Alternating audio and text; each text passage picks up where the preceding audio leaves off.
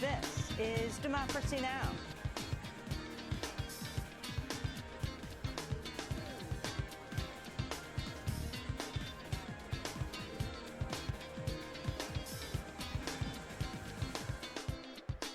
And welcome back for the Maryland Junior Conference Men's Basketball Championship. We're here today. We've got a battle between Destiny and Dynasty. The top dog against the underdog. The 1 seed Harford Community College Fighting Owls against the 6 seed Cecil College Seahawks.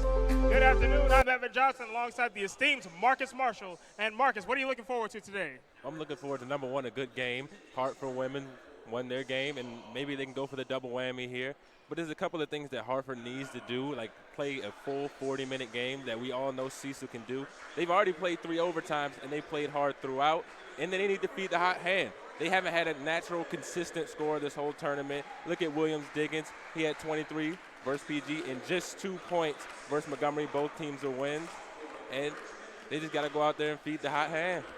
And for Cecil, what they got to do is they got to weather the storm because Harford got out to a big lead in the first half in both of their games and nearly blew it by halftime. So that's something to look out for in this game. And now we go to the starting lineup.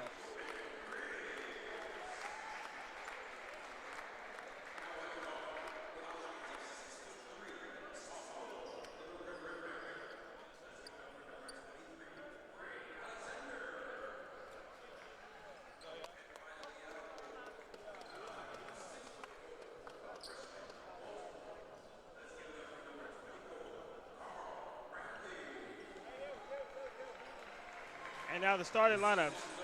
First up for Harford, you got Khalil Williams Diggins, a freshman guard from Alexandria, Virginia. You got Des Brown, sophomore forward from Baltimore, Maryland. Martin Kelly Jr., a sophomore guard from Washington, D.C., who's been their workhorse in this tournament. Isaiah Boggs, a freshman guard also from D.C. And Batur Sahinos, freshman forward from Istanbul, Turkey. And for Cecil, your starting lineup reads as follows. They're going with the same starting lineup this tournament. At guard, you got number 4, Cornell Corbin, freshman from Lincoln, Delaware. And then number 10, Keon Givens, a sophomore forward from Richmond, Virginia. Jordan Griggs, a sophomore guard/forward from Woodbridge, Virginia. And then you got Caleb Johnson, Greg Alexander, a sophomore guard from Middle River, Maryland. And Carl Bradley, a freshman forward from Baltimore, Maryland. If the team in green looks familiar, it's because we had them in an earlier broadcast right here on PGCC TV. So if you want to check that out, you can do so after this game. And that was a really good game. Now that's what you call a shameless plug then. Looking forward to a great championship game here in Largo. The road ends here, Harford and Cecil. It all comes down to these 40 minutes. And I don't know, I'm excited. I can't wait to see it. I want it to start right now. I'm anxious myself. Cannot wait for the opening tip. And we go to our player matchup to watch for today. It is Martin Kelly Jr. for Harford against Jordan Griggs from Cecil. And I'm really excited to see this matchup. As you can see, Griggs has really carried this team throughout the tournament, and Kelly Jr. has also stayed very consistent. They're both averaging around the same amount of points. Griggs with 18, Kelly with 17. Griggs also has the edge in rebounding with 6, and Kelly with 5 per game. But Griggs is also getting his teammates involved with 3 assists. Kelly Jr. has yet to do that. Let's see how that will play, because Cecil does play more team-oriented basketball, and that has benefited them and carried them to this point. Harford in the home white. They got here by beating the host Prince George's 90-78 in the quarterfinals on a double-double by Martin Kelly. 25 points and 11 rebounds were underway in the championship. The Fighting Owls then beat Montgomery 74-70 in the semifinals based on 24 points off the bench from Malik Jones. And we already have an early timeout. It appears the refs will let them play as it got a little physical early on after the tip, and that's good to see. And here's how Cecil got here, and they've had a long road to the championship. They are very battle-tested. They beat Frederick, the 3 seed, 78-76 in double overtime on 22 points from Greg Alexander. And they beat Southern Maryland 83-74 in just 1 overtime. Short game for them. Jordan Griggs had 18 points, and for Cecil, Cornell Corbin, he has 2 double-doubles in this tournament. He had 13 points and 16 rebounds in the win over Frederick, 11 points and 10 rebounds in the win over Southern Maryland. Ed Durham has done a great job with this Cecil team, and this team is most definitely battle-tested. Here's Williams Diggins on the breakaway, and the first points of the game go to Harford. Now, this is a Fighting Owls team that beat Cecil 85-59 January 10th on Northeast on the strength of 13 points from the likes of Martin Kelly Jr. and Evason Agbana. And I don't know about you, but this Cecil team does not play like a 12-13 ball club. And the putback is good. They'll give that one to Jordan Griggs.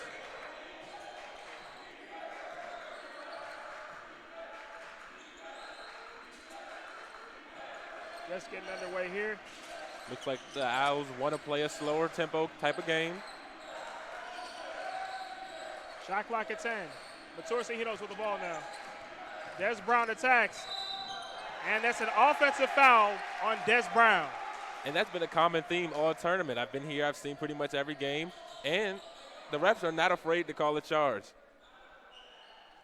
But that leads to a problem area for the top seed Harford, foul trouble. Something they've struggled with this tournament.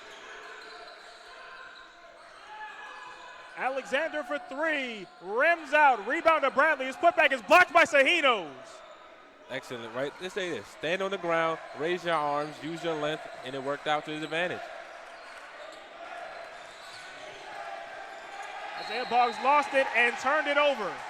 Already 2 turnovers for Harford. Excellent defense right there. Got them where they wanted them. Trapped, relentless, didn't foul. Their ball.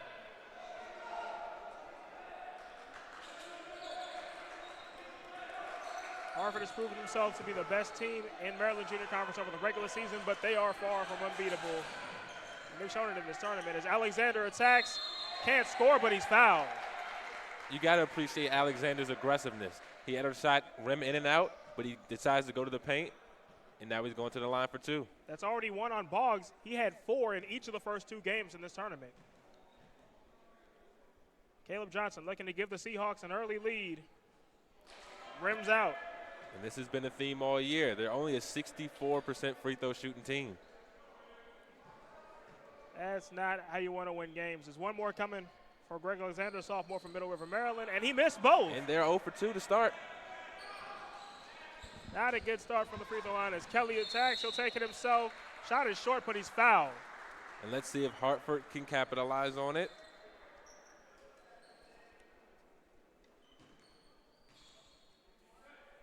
Martin Kelly Jr., the only starter for Harford who has had double figures in both games. He was the only starter to have double figures last night in the win over Montgomery. He had 17. This is a 62% free throw shooting team. He makes the first. And that's 17 points in the Harford win. Harford held on to beat Montgomery. That's the down play. 30 points off the bench from Montgomery's Colin Turner. And Harford's defense held the Montgomery starters to 37 total in the win. Now that's impressive.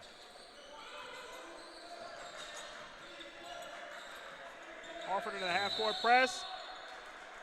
And Corbin travel. That's an excellent press right there. Somebody's got to get to the middle of the court, give them an outlet pass. The way to beat a press is get it to the middle of the court, stretch it out. Harford's got out to a strong start in each of the first 2 games in this tournament. Getting out to a 17-point lead against the host, Prince George's, and then another 17-point lead against Montgomery. And they go down low to Brown. Brown spins, he lost it. Excellent defense. Here comes Griggs the other way.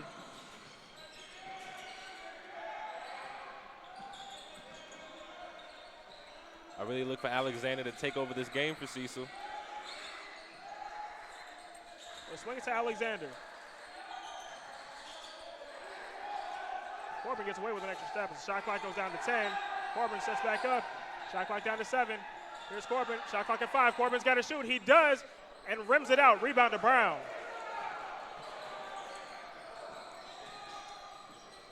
Williams Diggins to the hoop. No, but a foul. Looks like that one's going to go against Jordan Griggs. Williams Diggins has had an interesting tournament of his own. The first game versus PG had 23 points in the big win. And then yesterday had just 2 points against Montgomery. And 2 early fouls in that game. He has 0 so far. He's at the line for 2. He missed the first. Free throws have been an issue for both teams in this game, in this tournament, in this season. And I think it actually might come down to who can actually hit the free throws. In an unconventional sense, yes. 2 missed free throws from Khalil Williams-Diggins. That makes both teams have missed a pair of free throws. Bradley on the baseline, got it. Beautiful jump shot right there.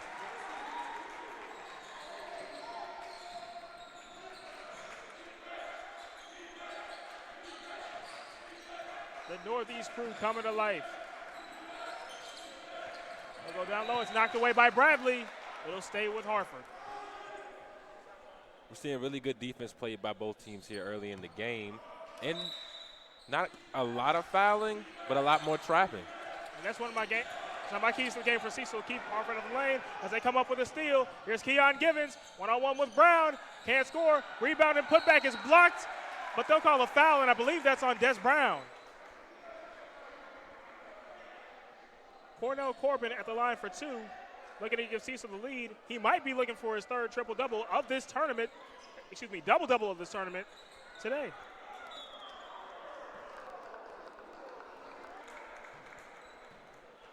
Corbin's a 54% free throw shooter. And Cecil now 0 for 3 from the free throw line.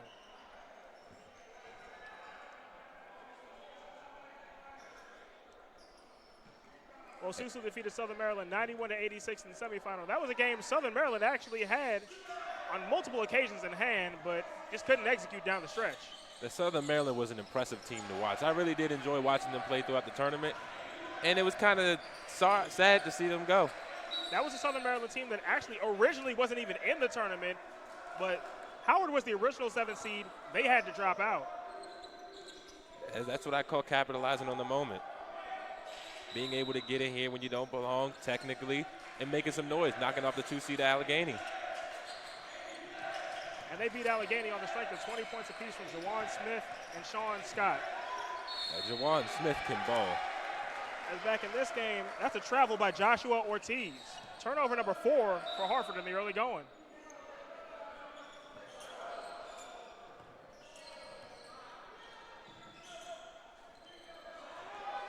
Two-man game as they cross off course. To Alexander. Down low, this is Caleb Johnson. This shot rims out. Rebound by Corbin. And in my notes, I was writing watching the games yesterday that Corbin may not be the biggest guy, but he's willing to go down and get dirty in the paint for the rebounds. He has 2 offensive rebounds already, and we're 4 minutes in.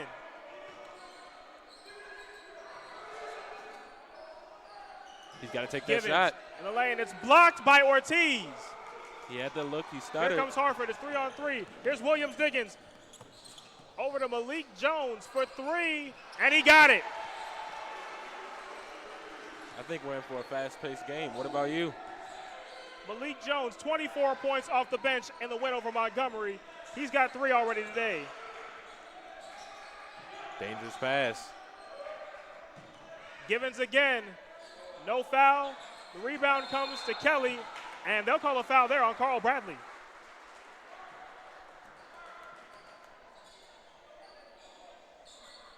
And that's already 3 for Cecil. Harford right now is 2 for 3 from the field. That's about 67%. Meanwhile, Cecil shooting just 2 for 10. Another one of my keys to the game for Cecil was to play a full 40. That also a good start here so far. Ortiz in the lane, bobbles, shoots, and scores.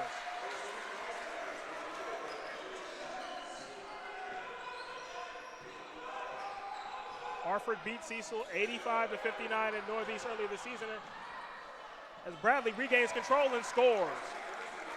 That's what they need to do. Don't allow the Fighting Owls to jump out to early leads like they did with Montgomery and PG. Interesting enough, little side note, Harford's women beat Cecil's women 81-64 yesterday on the strength of 20 points from Tiana Swearinger as Caleb Johnson comes up with the steal. Here comes Johnson, full head of steam, straight to the hoop, and that's a goaltend on Bator Sahinos. The basket will count.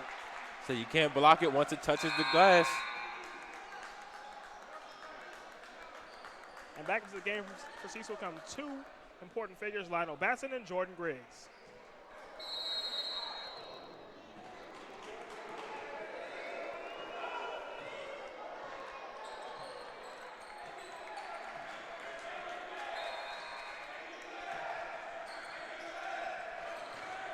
Kelly to Ortiz. Ortiz dribbles, has it ripped away by that is Griggs. Jordan Griggs has had an excellent tournament Corbin, himself. his tough shot in the lane is good, and Cecil has the lead.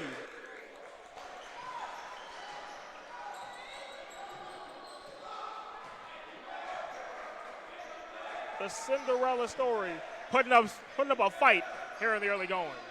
And when you look at the Fighting Owls, they've kind of been a Cinderella themselves. The job that head coach Mike Smelkinson has been able to do since getting this 5-win program is phenomenal. He's had 3 back-to-back record-breaking seasons, and he also turned around the rival Howard. So the coaching job from him is phenomenal. And that's another bucket for Caleb Johnson. As while on this topic of Cinderella stories, Cecil comes into this game under 500 for the season with an overall record of 12-13. So we've pretty much got 2 knocked underdogs. Away by Batson, recovered by Jones. The shot clock reset, so they're looking to correct it now.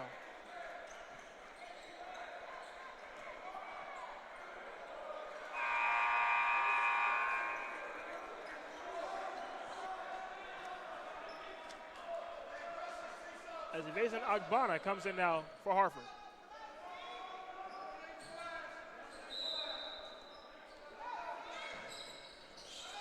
Straight to Williams-Diggins, straight to the hoop, and straight to 2. Beautifully drawn up play. Knocked away by Williams-Diggins. It'll stay with Cecil. Khalil Williams-Diggins kind of coming to life now.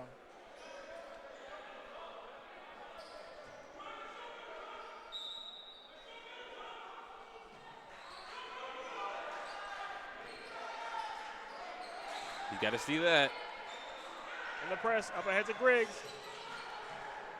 Griggs to the hoop, yes sir! And that's how you attack the basket right there.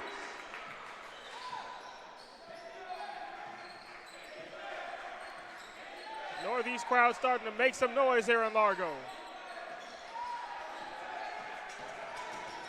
Jones to Kelly for 3, no.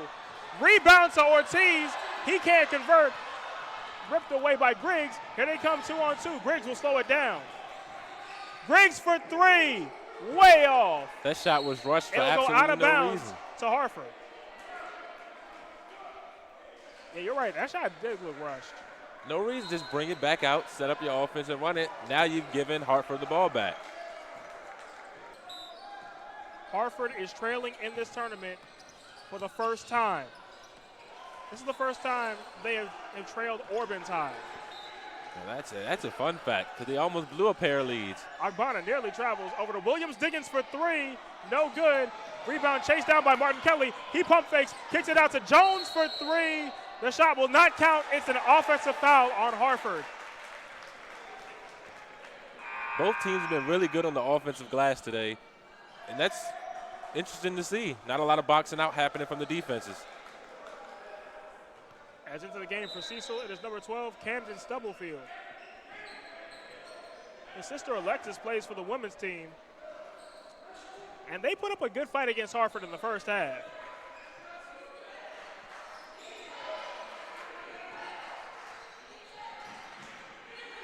Griggs nearly lost it. Really good defense right there. Johnson with 10 on the clock. Johnson looking for options. Out to Griggs, and he traveled.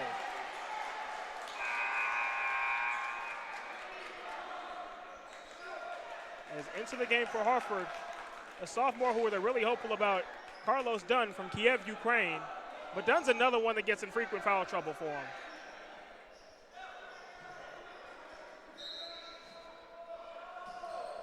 Dunn has a really nice shot, so if they can start getting him warmed up around the perimeter, it'll make things a lot easier offensively. Dunn thought about it. Down low, Agbana. Over 3 Seahawks, can't get it, but he's fouled. No good, that one on Jordan Griggs. Evason Agbana, he's a good free throw shooter at the line for 2. 80% on the year. Evason Agbana, a sophomore from Chambersburg, Pennsylvania. He makes the first, and that's Harford's first points in a while, as Greg Alexander comes back in for Cecil. And Alexander had 22 points in the double overtime win over Frederick, including the game-winning shot.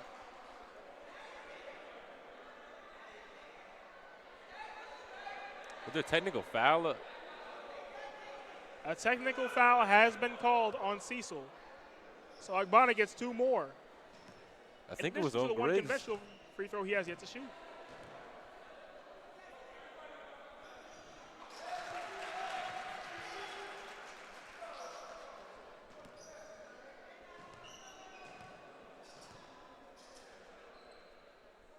He converts on both technicals.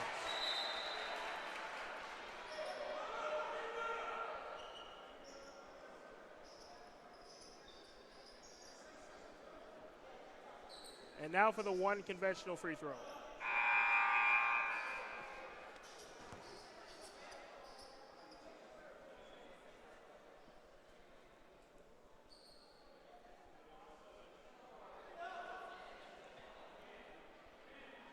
Really interested to see what Lionel Batson does. Remember from the game that we called when they played Prince George's? He had a big impact on that game. How big? How big was his impact? Well, you can see it in the other broadcast. There we go.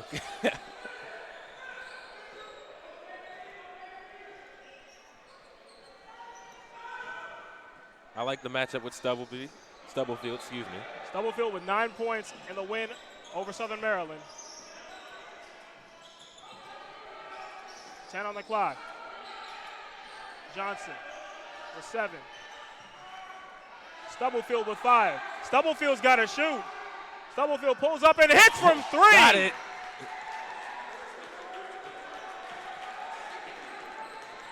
Got to get back in transition. Malik Johnson on the other end can't get the shot, but he's fouled. Some fast-paced action there. And Malik Johnson's going to the line for 2. Jones with 3 points already.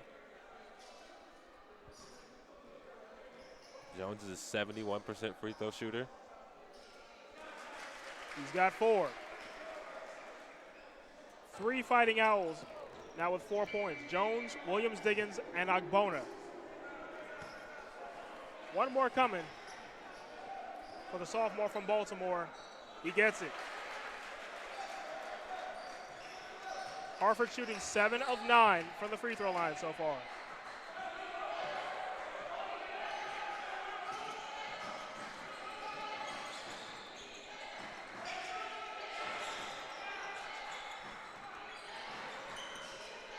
Alexander brings it back out. Alexander with 10. Here's Johnson. Excellent ball movement. To Alexander for 3.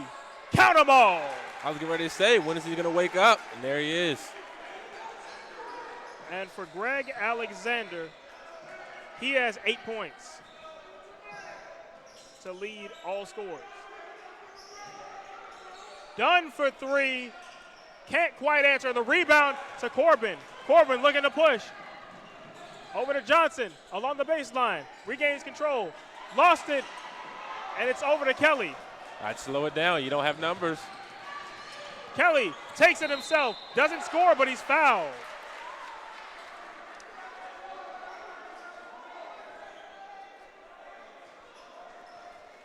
The 75% free throw shooter going to the line. And a strong move in the paint from Martin Kelly. The shot looked off, but Cecil bailed him out.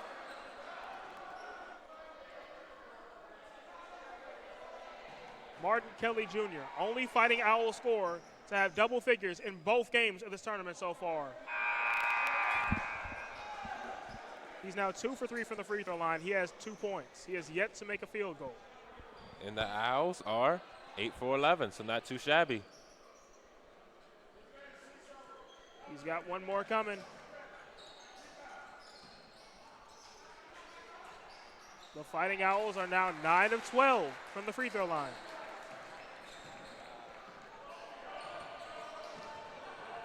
It's a 2-point game.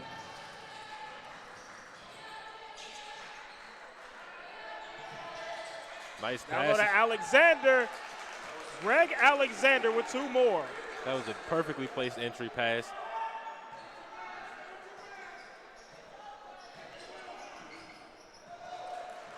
Alexander with 7 points now in the early going.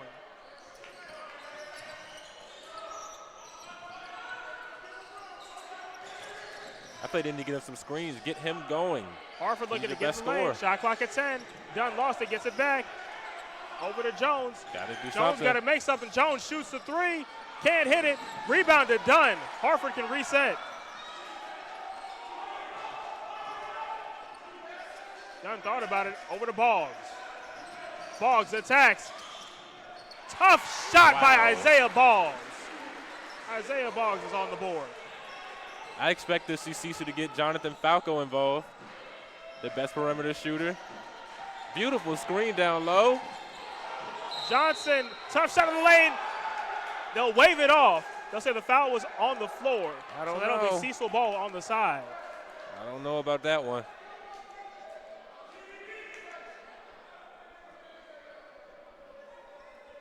That would have been an amazing shot had it counted. Look at the body control there by Caleb Johnson. Now that would have been a highlight reel play if it counted. There you go, Falco coming off the screen. Falco needs help. Gets it to Johnson. Excuse me, that was Alexander, but the shot is no good. Excellent pass, just didn't finish it. Gets physical in the paint sometimes. Everything worked except the shot.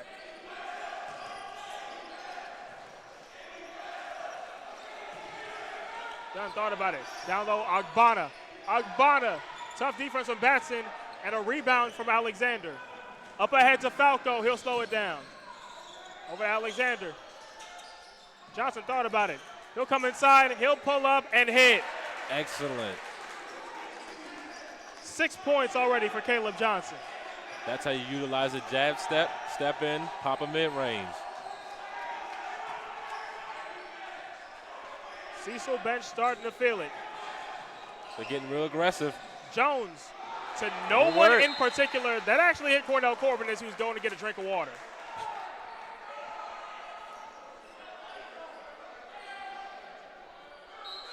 That was just a miscommunication on that last possession for Harford. I really like the aggressiveness by Cecil's defense. Forced them into a mistake.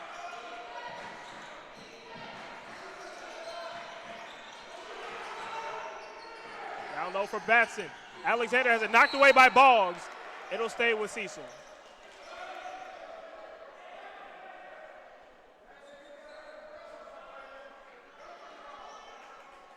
I really like their inbounds plays.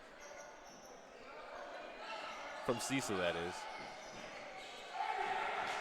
Shot clock at 10. Shot clock at 7. It's Johnson. Out to Alexander for 3. No good. Rebound ripped away by Kelly. He had a nice look. Out to Boggs. Boggs down low. Too far for Dunn, and it's a turnover. That is turnover number 10 for Harford. That's something the women's team struggled with in the first part of this doubleheader too. But the way Cecil plays, you're going to get penalized heavy if you keep turning the ball over, because this team is so balanced and there's so many scoring threats. It could turn into a problem. Falco thought about it. Over to Batson to Stubblefield. Shot clock at 10. Love the way he uses the jab Falco to Johnson. Back to Falco. Pump fake. He'll step inside. He'll shoot. Ooh. Doesn't score. Rebound to Alexander, and he's fouled.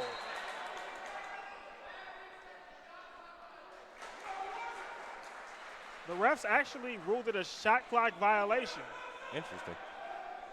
I didn't think it was a foul. Hands up, standing in your. I thought we were going to get a look The at thing it is, there. there was actually time left on the clock for Alexander to shoot.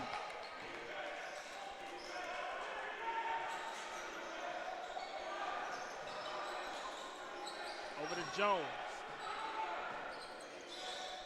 Jump step. Uh-oh. Off of Falco, Sloppy back play. to Jones. Just ran out of ideas there. Boggs attacks. Knocked away. They'll call a foul. I believe that's on Greg Alexander, and Alexander's in disbelief. Harford needs to get more off-ball action going. They're standing around watching for the ball. They've got to get something going. This will send Isaiah Boggs to the free throw line for 2.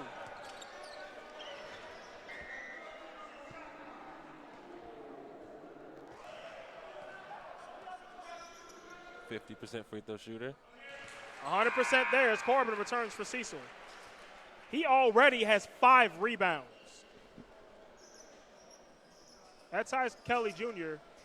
for the lead in rebounds.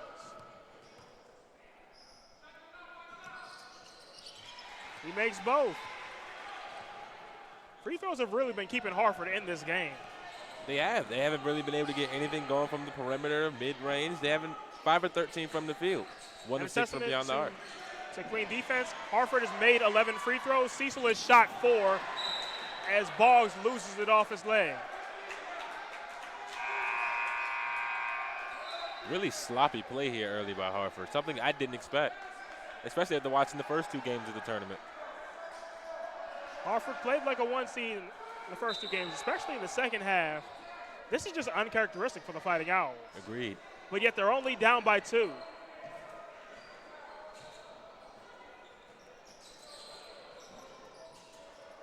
Good defense by Harford. Falco spin move, pocket picked. Who's going to get it? Corbin gets it. Shot clock at 10. See if Cecil can save this possession. Shot clock at 7. Seconds. Corbin for a deep 3, and he got it. Wow. 5 points now for Cornell Corbin.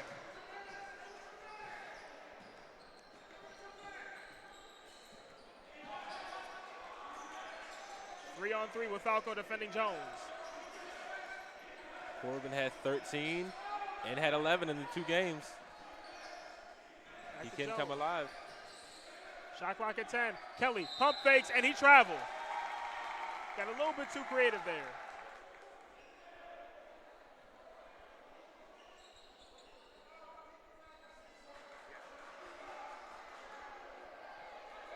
Cecil with a 5-point lead, their largest of the game, the largest for either team.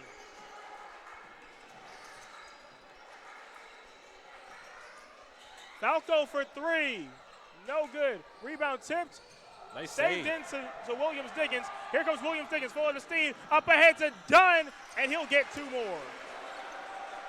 First 2 points of the game for Carlos Dunn.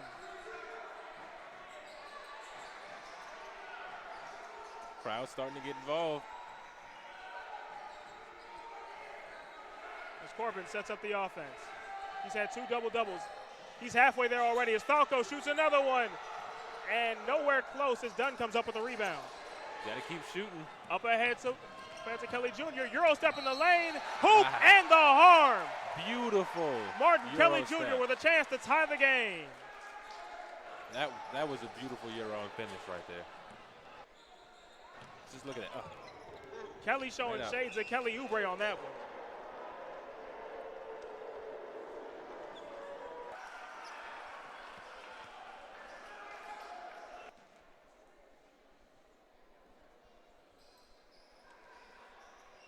Martin Kelly Jr., 5 points in this game, 3 for 4 from the free throw line. He just tied the game. He has 6. Make it 4 from 5 from the line.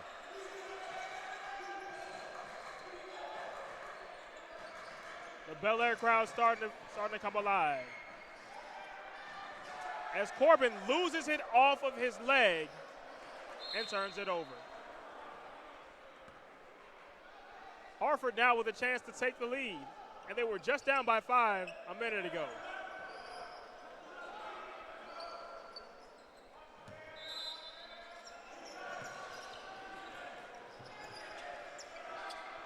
Agbana attacks, puts up the shot and hits. That's how you get to the rim with authority. For Evason Agbana, he now has 6 in this game. Harford crowd starting to feel it now. And they've regained the lead. Corbin for 3. No good, and a foul on Cecil. That's going against Camden Stubblefield.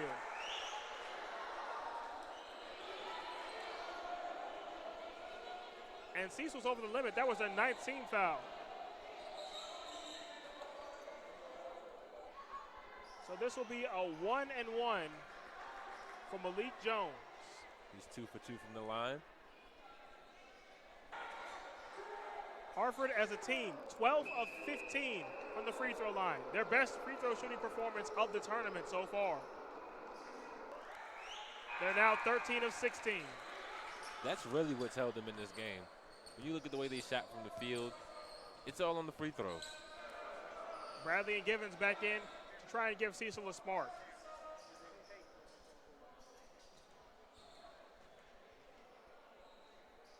Second free throw is good.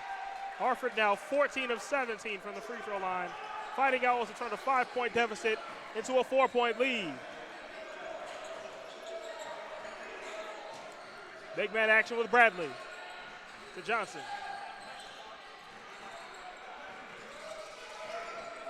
Johnson with nothing to go. Bradley under the basket. His shot is no good. Gets his own rebound and puts it back in. Way to stay after it. Follow your shot, even in the paint.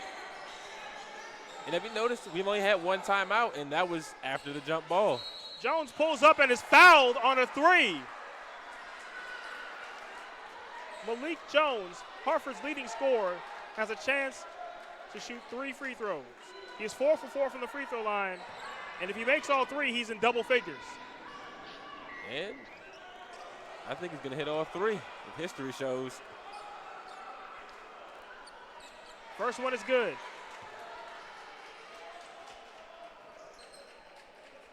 Jones leads the team in assists right now with 2 in the game. He's 5 for 5 from the free throw line, 6 for 6 now. Both teams had a relatively balanced scoring attack, not too heavy on one side. Jones leads all scorers right now with 9. This one to get Malik Jones in double figures. He got it. Harford now with their largest lead, 6 points. Cecil trying to stop the bleeding.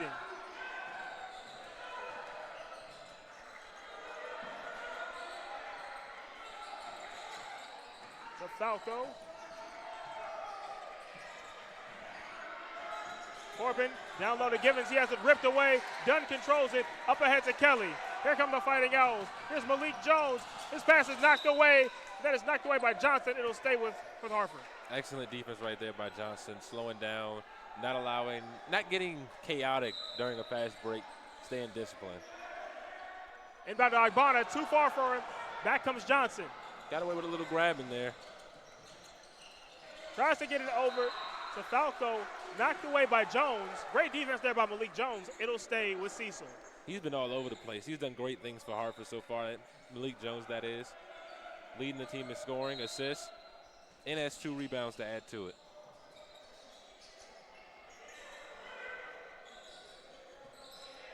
Johnson nearly traveled. This is Givens on Dunn. And they'll call a foul on Carlos Dunn.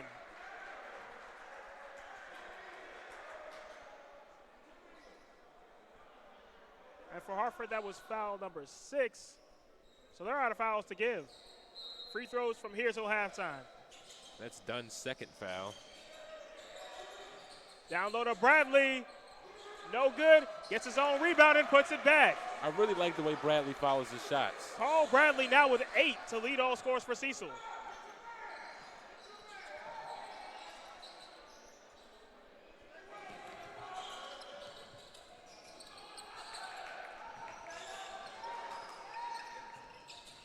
Harford with ball movement here. Pass nearly knocked away by Falco. Here comes Falco's an aggressive Williams defender. Diggins, and they'll call a blocking foul on Keon Givens. That'll be his first of the evening.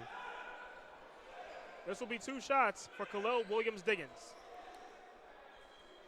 Cecil has 7 offensive rebounds this game. That's more than they have defensive rebounds. It goes to show how they're following their shots, especially Bradley.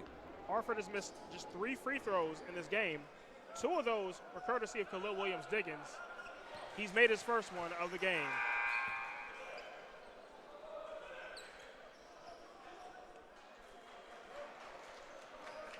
One more coming for the freshman from Alexandria, Virginia. Getting a look at Coach Ed Durham, who's done an excellent job this tournament with his Cecil team. He makes both.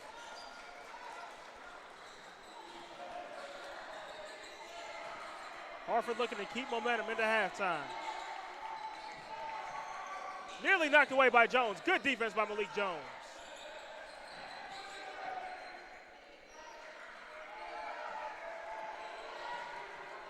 Shot clock at 10. Here's Bradley again. Bradley will pull up this time. Bounce around, no good. Rebound to Corbin. Over to Bradley, knocked away. Johnson has it. Back to Corbin in the lane, no good. Gets his own rebound. Goes back up, and they'll call a jump ball. It'll stay with Cecil. You got to respect Corbin. He is not afraid to go in there and get dirty. Now Cornell has 7 Corbin, rebounds. 4 offensive rebounds. That is amazing. Not the biggest guy, but that's the biggest heart on the team. Cecil as a team has 9 offensive rebounds compared to 3 for Harford. Under a minute to go in the first half. Johnson attacks, has his pocket picked, but they'll call a foul on Harford.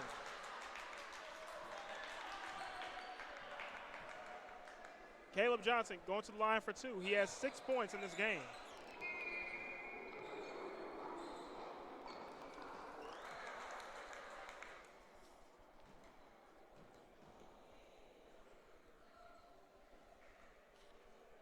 First free throw rims out. Cecil now 0 for 5 from the free throw line. They've missed 5 free throws. They're down by 5. He's a 73% free throw shooter.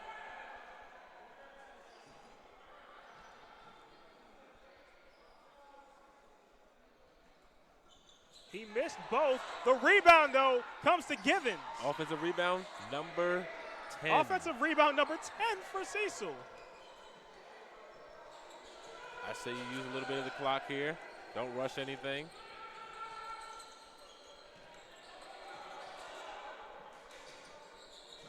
Shot clock at 10. Here's Falco. His shot is no good. Rebound to Agbana. Nearly ripped away. It's going to Harford.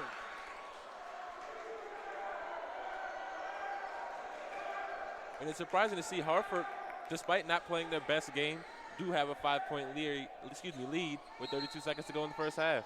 Difference in this half, free throws. Harford shooting 86%, 19 to 22. Cecil is 0 for 6. But yet it's a 5-point game. And that's thanks to 10 offensive rebounds for the Seahawks. They're going to hold it here. They've got 9 seconds to do something. Shot clock at 7. Williams-Diggins looking to create. 5 seconds, 4 seconds. Kelly's got to shoot. Kelly will shoot. Kelly won't score. Nobody goes after the rebound. Kelly gets it, puts up the shot, is no good. And they're going to call a travel on Caleb Johnson. That's inexcusable. The amount of laziness by Cecil right there, just to let it roll. A head-scratching sequence there for the Seahawks. Maybe they thought the half was going to run out? And we've got a timeout with .3, just enough time Timeout by to get a shot off. Harford. Looking to set up a last-second shot. How do you explain that to the coach right now in the huddle? Oh, I thought the half was over. I don't know, but everybody on the team running laps for that one. Any basketball players out there, y'all know it's true. They running laps for that one. Yep. Win or lose, see you at the gym. Yeah, but Marcus, what's been your thoughts in this first half? It's really been an interesting first half. I thought that Hartford would need to dominate the paint more so than Cecil, but it's really shown with Bradley on Cecil that Cecil has dominated the paint. Hartford has knocked down their free throws, which is why they're in the position they're in right now. But Cecil has really dominated this game for the most part, not from the free throw line. And if Cecil can get out of this possession only down by 5, they can carry some momentum with them into halftime, because Cecil hasn't made a single free throw in this game, but they're only down by 5.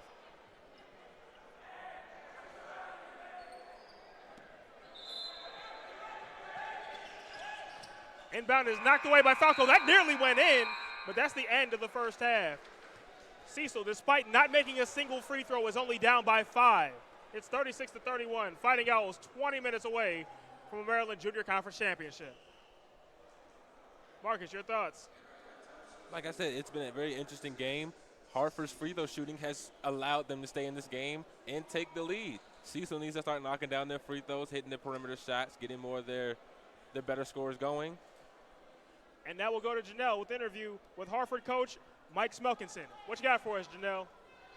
Hi, so I'm here with Harford's coach, Coach Smelkinson. So you were down in the first part of the game. What were some things that you like from your team that you seen them pick up during the second part? Our defense. Cecil made a couple shots early on. We were in the zone. They got us out of the zone. And we went man-to-man, and we started getting some stops and got back into the game. All right, so what are you going to tell your team now to keep up the score? Just intensity. We weren't really ourselves out there, especially on offense. We were forcing the issue. I think we were a little anxious. We just need to calm down and play our game. All right, thank you, Coach. And back to you guys.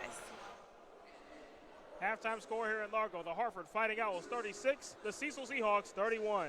And we got highlights from the first half.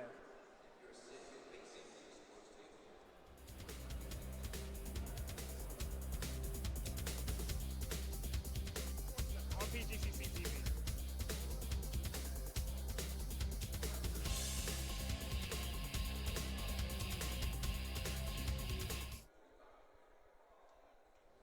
Hello, everyone. Welcome to Eat Well, Be Happy.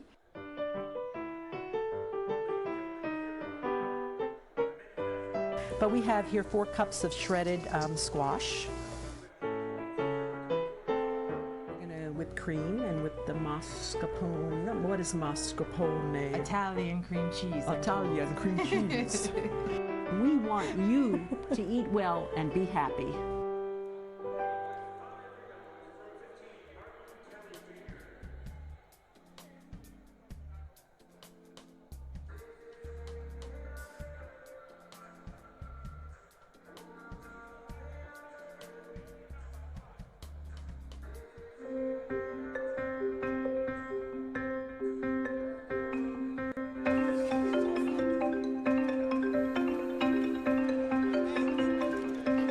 What's happening here?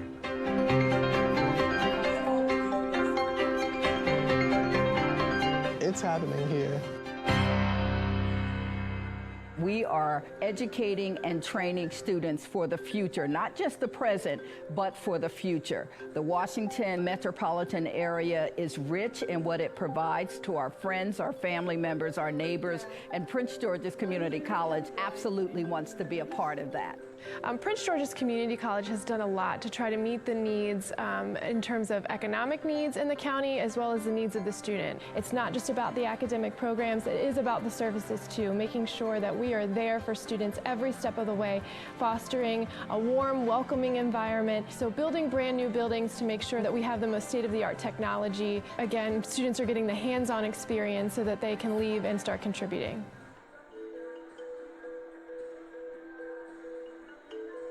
Workforce development, it is happening here. The skill sets that you need, they're happening here. Companies know that we have the students with the qualifications that are needed, that with the skill sets, and who can be a competitive force in today's job market. It will help to improve the student life and experience here, especially as in Lanham Hall they plan on putting all the support services inside of one central location, so you don't have to run around campus trying to figure out where to go, for example, academic advising or for career services, because they'll all be inside of one. One of the services, for example, career advising, that currently is offered to not just students in Prince George's Community College, but anyone in the community can come and get assistance with their resume or to do a career assessment. And so the community can also come into one spot and have all of those services readily available to them, which is pretty awesome too.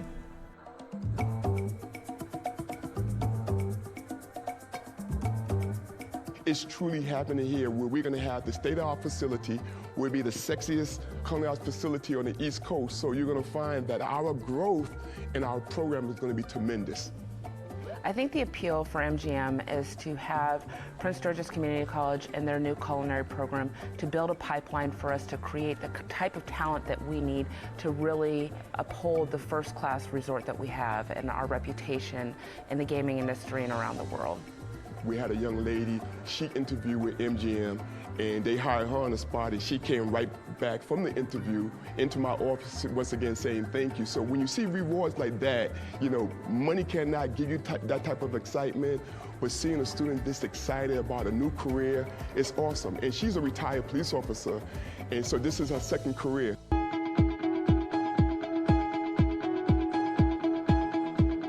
have the new Queen Anne Performing Arts building right now, which is a renovation of our former theater building.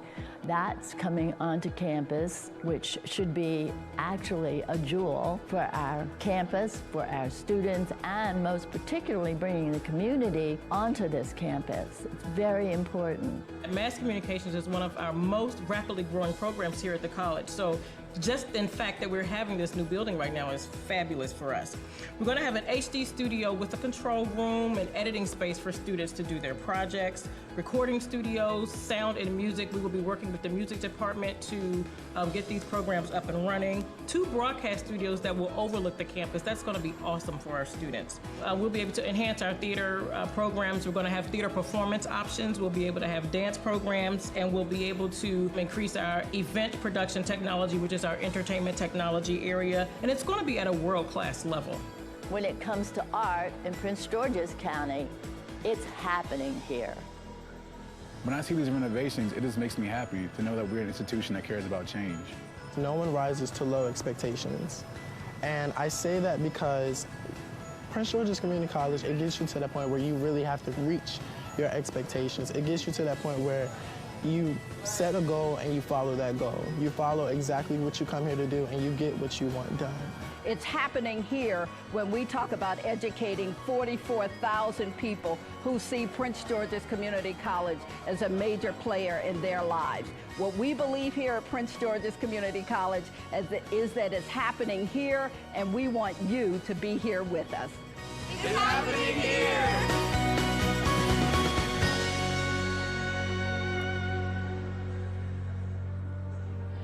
I'm here with Greg Woodcock, president of Maryland JUCO. Mr. Woodcock, so what made you want to do a challenge, a mascot challenge? Really, we were looking at a way to get more engagement in the social media. A lot of times, as the season goes on, it gets a little stagnant. So it's just a way to bring new traffic, and especially the timing leading up to the Maryland JUCO tournament, a great time to get people to our Twitter, to our social media accounts, so they're more aware of what's going on in relation to the actual tournament. Okay, so it's a 4-day tournament here at Prince George's Community College. How has PG hosted this tournament? It's a really great location for the tournament. First, Joanne Rogers here at PG, an experienced athletic director and strong advocate for the Maryland JUCO Conference for a long time, also has a very experienced staff.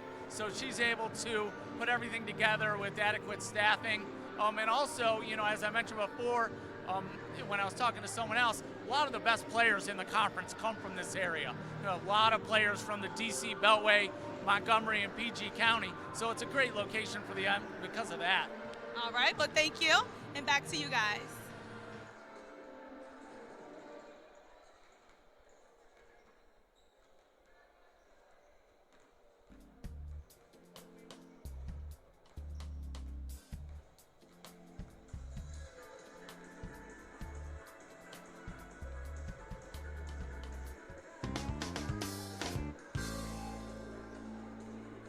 This is Democracy Now!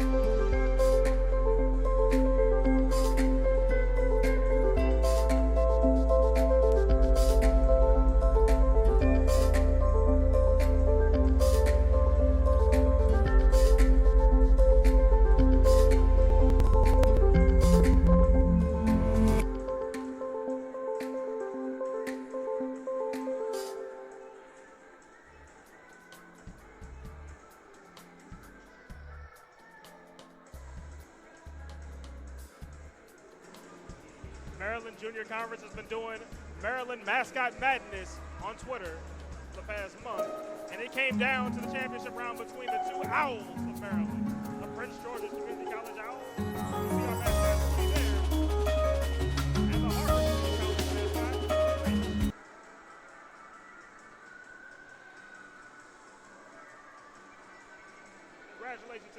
mascots on being proclaimed the best mascots in the Maryland Junior Conference. Let's see Hootie over there getting his swag on. Won a close race, too. Yeah, it was very competitive going today.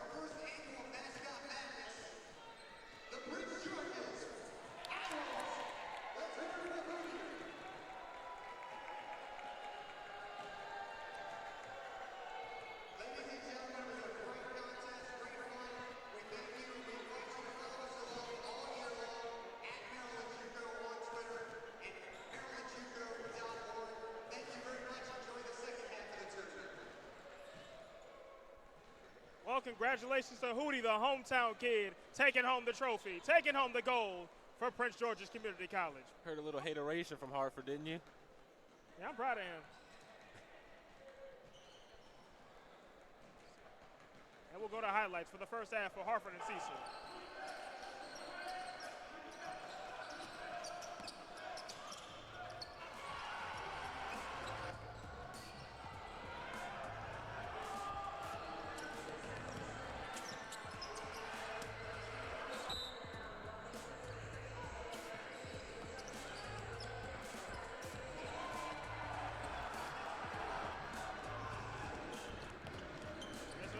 Back and forth first half, and Harford in the lead on the strength of, again, free throws. A tale of two teams in the first half, like very different free throw scores. Harford's only missed 3, and Cecil hasn't made 1. Cecil has dominated the paint, and have followed their shots well. 10 offensive rebounds in the first half. That's impressive. Yeah, that's the counter to keep Cecil in it. 10 offensive rebounds. In addition, they forced Harford into 13 turnovers. While just having 8 of their own. Teams are both even with 4 assists. Hartford has 3 blocks to Cecil's none. And the steals have been relatively close. Harford with 3, Harford with 4, Cecil with 3. Harford is shooting 47% from the field. Cecil 41%. The Seahawks shooting 33% from 3. Harford just made 1. They're shooting 17%. And we'll turn it over to Janelle. All right, so now I'm here with Cecil's head coach, Ed Derman. First of all, congratulations on being here. Thank you. You're welcome. So you guys are 4 and 34 from the field. What are some ways you're going to try to improve that? Got to make open shots. We got to take shots when we have them. Got to move the ball right now. We're not moving the ball. We're very stagnant. So we just got to move it, look for some open shots. All right, so what did you tell your guys during that half, what they should be doing and focusing on now? Just move the ball. Told them we're in a great spot. We're only down 5. It's a great spot, great opportunity here. You know, so we said we're going to be in a battle. It's going to be a fight. You know, and that's what it is. All right, thank you, Coach. Thank you. Pleasure. Second half just about set to begin. Marcus, what are you looking for in that second half? What did you think, Coach? Ed Durham channeled his inner Aaron Rodgers. Relax. Maybe they can have this. Well, they are wearing Packers colors. Yep, the best colors. Hopefully they can channel that and play more fundamental, not necessarily fundamentally sound basketball, but just hit the free throws. That's where they really fell back in this game. That Harford has done a phenomenal job, 19 of 22 from the line, and that has been the real difference here, despite Cecil having 10 offensive rebounds. Well, best colors is debatable, but the second half is just about to start. And Harford getting set to inbound.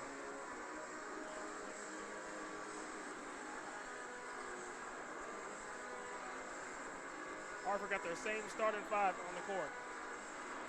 Leading scorer for the Fighting Owls, Malik Jones with 10 off the bench. He's the only player on either team in double figures. Cornell Corbin knocking on the door of a double-double though. He needs 3 more rebounds and 5 more points in the second half.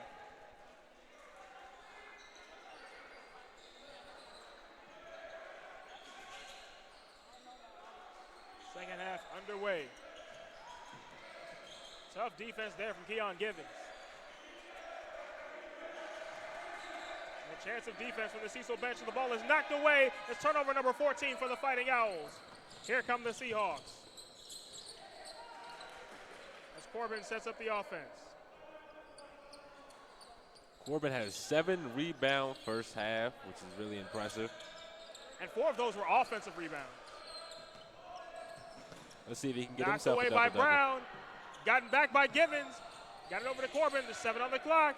Bradley's got to shoot. Alexander's got to shoot. He will. Can't hit it. Rebound Williams-Diggins. Alexander shooting 3 of 7, 1 for 4 from beyond the arc.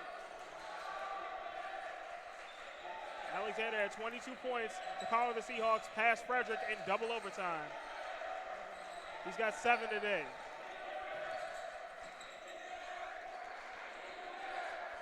Shot clock at 10. Boggs looking to create. Down low to Sahinos, and he banks it in. For Matur Sahinos, those are his first points of the game.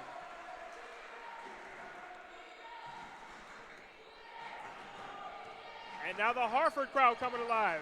Fighting Owls looking to sweep the tournament here. The jumper from Givens is short. Rebound tipped out by Bradley and controlled by Corbin. Here comes Corbin, full head of steam to the basket. No. Rebound ripped away by Givens. He'll put it back up. He can't score. Rebound of Sahinos. Here come the Fighting Owls. It's 2-on-2. Here comes Kelly. Kelly banks it in. No. Rebound Johnson. That was 2 more offensive rebounds by Cecil. They're up to 12 now for the game. They've got to capitalize on it, though.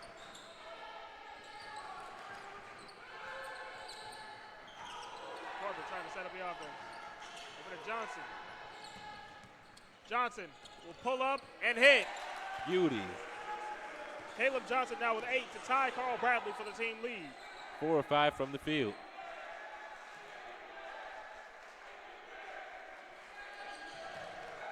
Now low to Williams-Diggins, and he answers. 8 now for Khalil Williams-Diggins. Johnson to Bradley. Bradley attacks. Over to Johnson. A reset with Corbin. I'm interested to see the Caleb Johnson matchup right now. I wonder if they'll get it to him. Shot clock at 10. Here's Corbin, and it's turned over.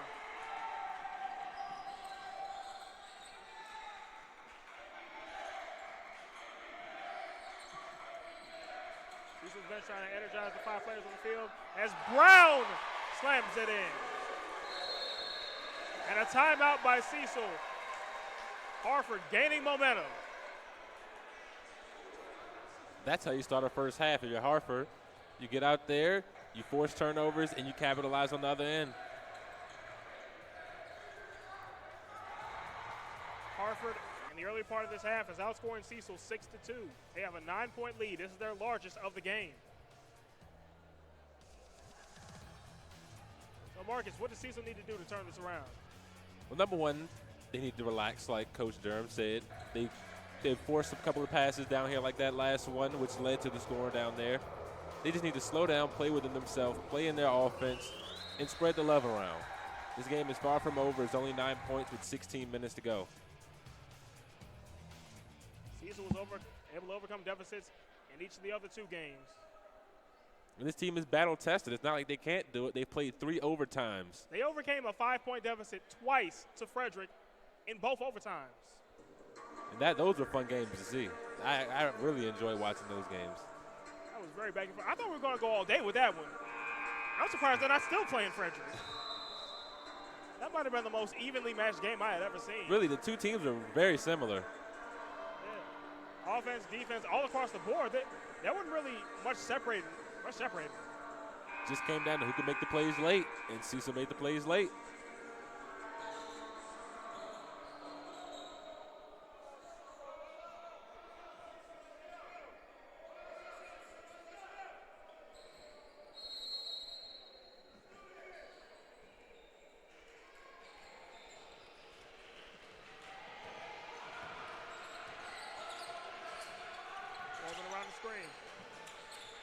Swing it to Johnson. Down low to Bradley with Sahinos on him. Bradley to the hoop. Blocked by Sahinos.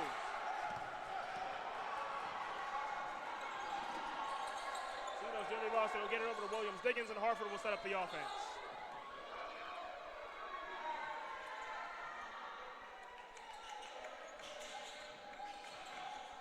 Kelly Jr. What's the call here?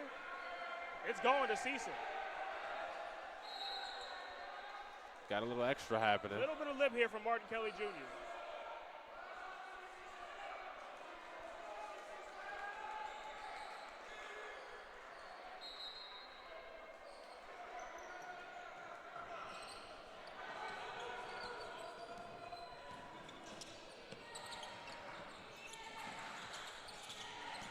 Johnson to the hoop. Bouncing around, and it falls out. Rebound to Bradley. He'll put it back up, and that rims out. Rebound to Corbin. It's blocked by Sahinos, but they call a foul. Another few offensive rebounds right there by Cecil. 5 offensive rebounds for Cornell Corbin. He's got 9 for the game. Harford really needs to start using their size and box out. They're just standing there jumping around, and when that happens, anyone can get a rebound. First made free throw of the game for Cecil. And we're just over 4 minutes into the second half.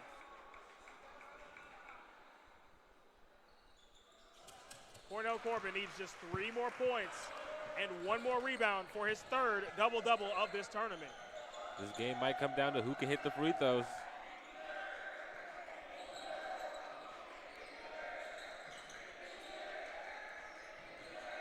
Down low to Brown. His shot is short, but he's fouled. Des Brown will try to answer at the free throw line.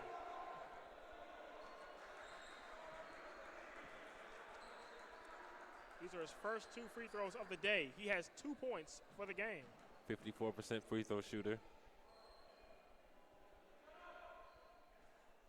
First one is no good. That was only the 4th missed free throw of the game for the Fighting Owls. 1 more coming for Brown, the sophomore from Baltimore. Makes 1 or 2. It's an 8-point game.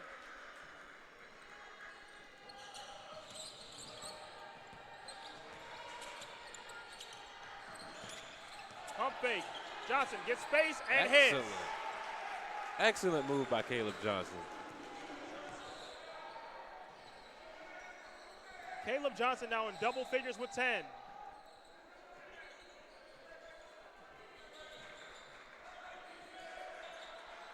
Down low, this is Brown. Brown spins, shoots, doesn't score. Rebound to Johnson. Really solid drop step there. Just got to finish it. Over to Alexander. Alexander's been quiet in this game. Corbin to Johnson. Down low to Bradley. Back out, this is Johnson. Shot clock at 9. Alexander for 3. No good. Rebound. Sahinos had it. Bradley tries to save it and hits the door. But they'll say it's last touch by Sahinos. It's going to Cecil.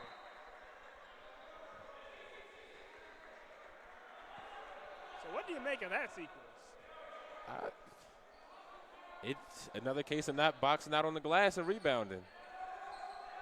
So for Harford, for Cecil, that will count as their 15th offensive rebound. Harford has 20 total rebounds for comparison.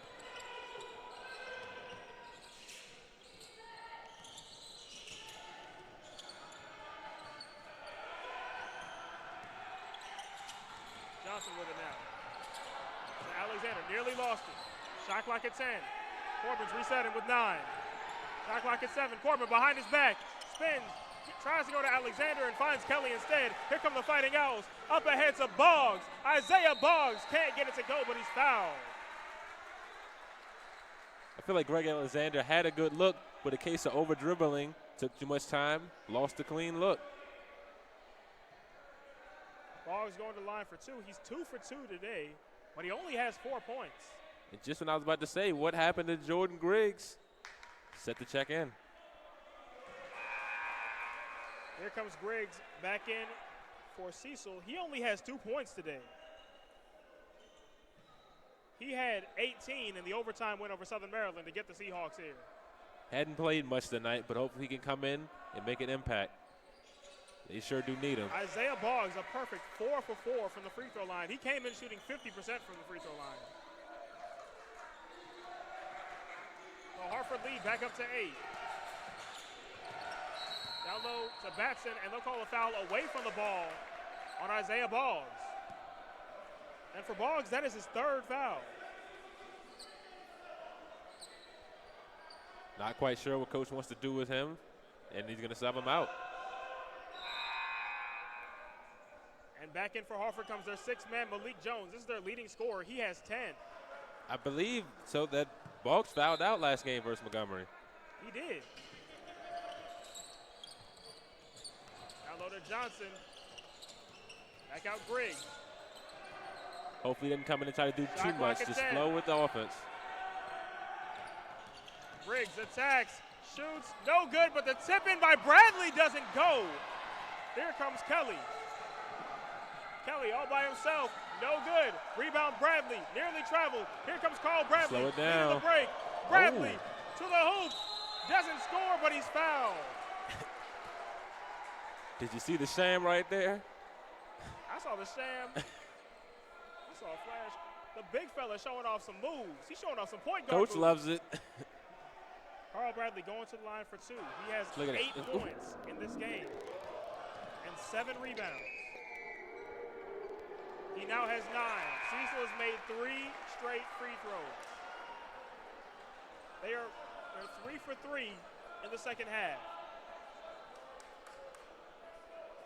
One more coming for the big fella from Baltimore. Cecil now 4 for 4 at the free throw line in the second half. Starting to knock him down. Harford and Cecil trading buckets here, nearly part of the second half. Over to Jones for 3, no good. Gets his own rebound. He'll put it back up, and it's blocked by Excellent Batson. block. Jones will try again and hit. Can't get it at the rim. Back up to a 9-point game. Can't get it at the rim. Fine, I'll shoot it from 3. Rare offensive rebounds there for Harford. Cecil needs an answer, or this game could get ugly. Johnson pulls up on the free throw line. Can't get it. Rebound to Kelly. He's had a really good day from the mid-range. I hope he keeps shooting. Knocked away. Bradley nearly had it, but Bradley will pick up the foul. That is just his 2nd foul.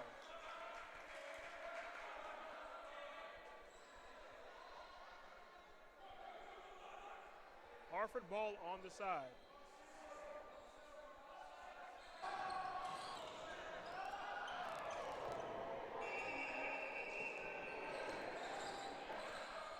Williams Diggins to the hoop, no. Rebound, Brown had it. Out to Williams Diggins. Jones for 3 again. No good. Williams Diggins with it. He lost it. It's a Batson. I really like how the officials are letting them play.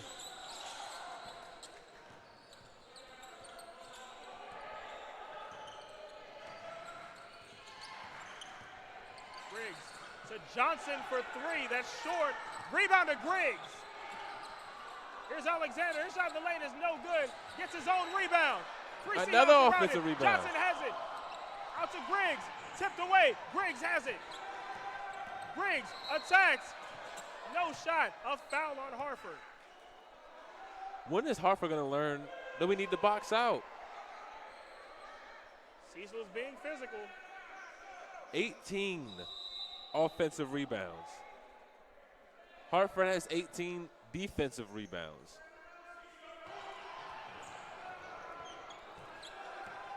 Harford not doing a good job on the offensive glass. And I believe the offensive rebounds have really kept Cecil hanging around. If Harford was boxing out, This might be a blowout. Intercepted by Williams Diggins, and here he comes on the breakaway. His shot is short. The follow-up by Kelly is good, and it's an 11-point game. Midnight coming fast for Cinderella. Hartford travels well. Harford crowd coming alive here in Largo. And a turnover. That pass was a little bit too far in front of Carl Bradley. Cecil needs a timeout. And they'll get a timeout. Playing extremely sloppy basketball. 11-point deficit with 11:31 to go.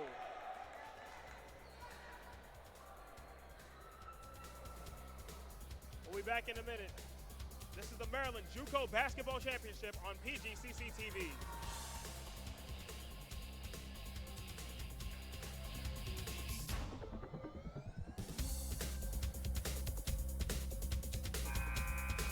Hello everyone, welcome to Eat Well Be Happy.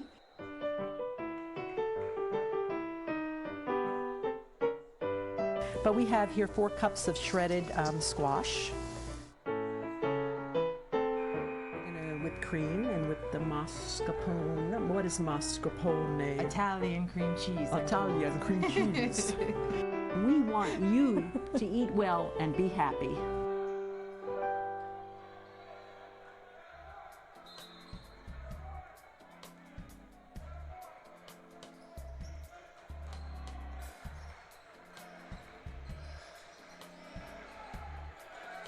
We're back as Agbana shoots a 3. Can't get it. Rebound tipped away. Last touch by Kelly. It'll go to the Seahawks. Hopefully Coach Durham's stressed. They need to slow down and just play their game. Cecil needs to stop the bleeding here.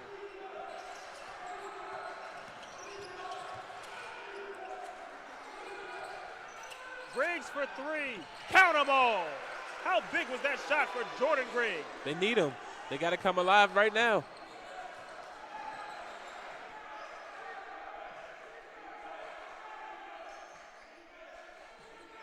The hot hand for Harford has been Malik Jones. Kelly has it, gets it over to Jones. Shot clock at 10. Williams Diggins down low to Kelly. Reverse layup is good. Beautiful pass right there. No other way to put it. Cecil's going to need more. Stubblefield will pull up. Can't hit. Rebound Agbana.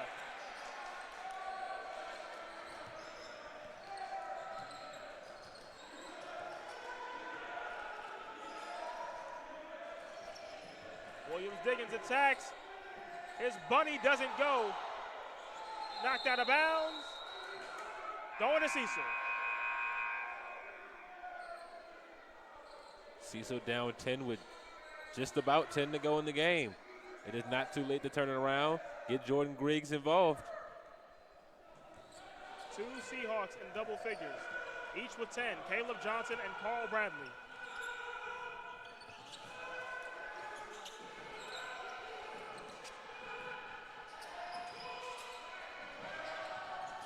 Griggs thought about it. He'll shoot it. It's short. He gets his own rebound. He had it. Gets it back. Puts it back up. No. Gets his own rebound. His third effort is good. Wow. Talk about coming in. 4 offensive rebounds for Cecil. They're up to 20 for the game. Talk about coming in and making your presence known.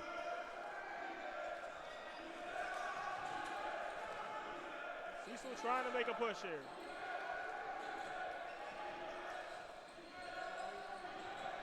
Jones along the baseline. Over to Kelly for 3. Short. Jones had it. And Agbana can't save it. It's going to the Seahawks. Keon Givens having a quiet game for Cecil. He doesn't have any points. He just came back for Cecil. Hopefully he can turn that around. He's 0 for 6 with 2 fouls and 2 boards.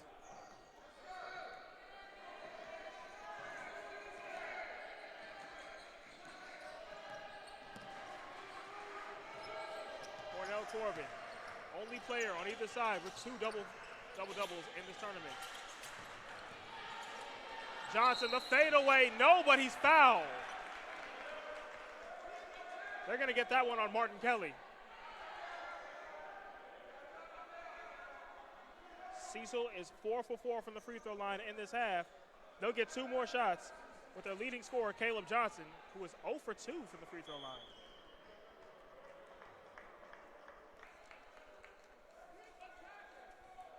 He's 1 for 3. Cecil's 5 for 5 in this half. Seahawks chipping away as Caleb Johnson gets 1 more. He has 11 points off the bench to lead all Cecil scores. He has 12 as the Seahawks stay perfect from the free throw line.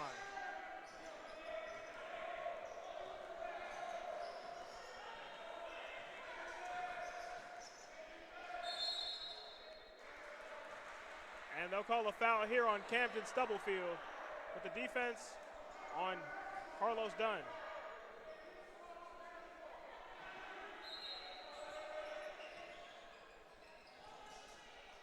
Risky, dangerous pass. And Kelly traveled. For Harford, that is turnover number 17, which has led to 11 Cecil points. Isaiah Boggs comes back in, trying to help Harford hold off the Cinderella.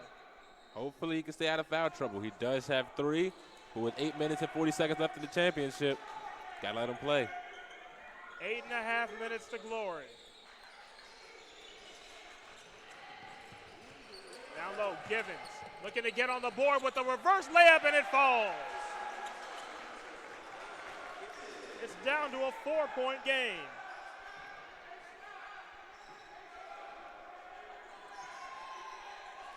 Momentum has been volatile in this game. Anybody can take it. Down low to Dunn. Dunn puts it up, rims out, tries to tip it in, can't do it. He gets his own rebound. He'll put it up, and he's fouled. Sold it there a little bit at the end. Harford's coming alive on the offensive boards. That is their 10th offensive rebound. There have been 30 total offensive rebounds in this game. To contrast, 31 defensive rebounds. As Dunn makes the first. And that'll stop a 6-0 Cecil run.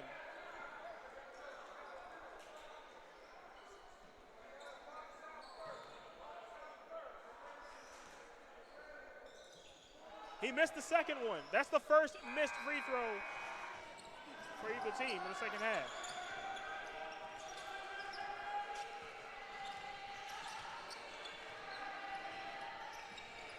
Five-point game. Cecil looking to get even closer. They'll get it to Givens. Shot clock at 10. Here's Stubblefield. Stubblefield will pull up and hit. Nice pull up. Here come the Seahawks with a 3-point deficit, and Camden Stubblefield now with 5. Jones behind the back. Jones to the hoop. It's blocked. And that's Griggs with it. Griggs is fouled. No call. He got hit in the face. And they'll call a foul on Carlos Dunn.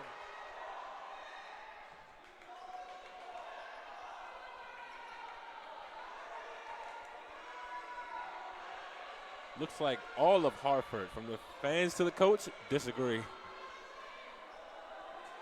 Harford's fans have made their presence known this entire tournament.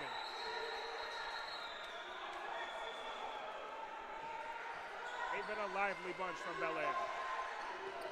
Coming up on 7 minutes to go. Griggs to the hoop, rims in. It's Wow. a 1-point deficit. I'm surprised he didn't slam it. Well, in a game like this, why not? 1-point game. Harford trying to hold on. And that's a foul. Harford had a 17-point lead in the first half against Prince George's, allowed the Owls to get as close as 1. They had a 17-point lead against Montgomery, allowed the Raptors to get as close as 1. They had a 14-point lead here, and the Seahawks are now within 1. It's the same old tale of a big lead and just not keeping it. Disappears. Yeah. Inbound to Brown. Brown pump fakes, and he's fouled. He's 1 for 2 from the line today. Cecil now over the limit, but since that's a shooting foul, Des Brown gets 2.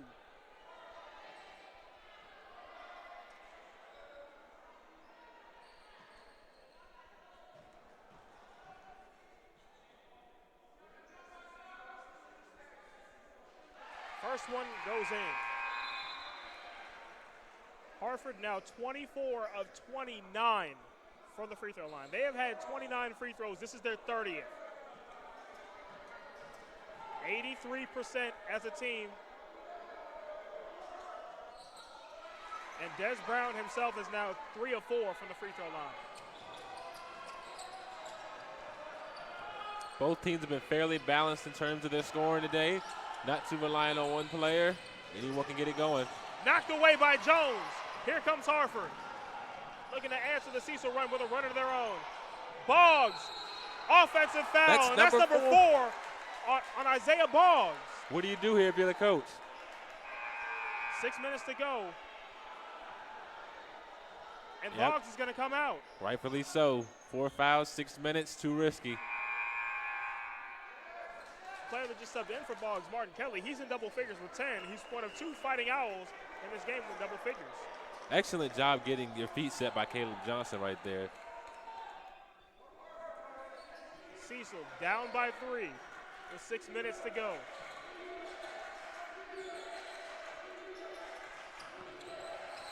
They can tie with the 3. Down low to Bradley. Bradley spins. It's blocked by Kelly. Excellent move in the paint. Excellent defense. Kelly thought about it. He'll kick it back to Williams. Diggins for 3. No. Rebound Alexander.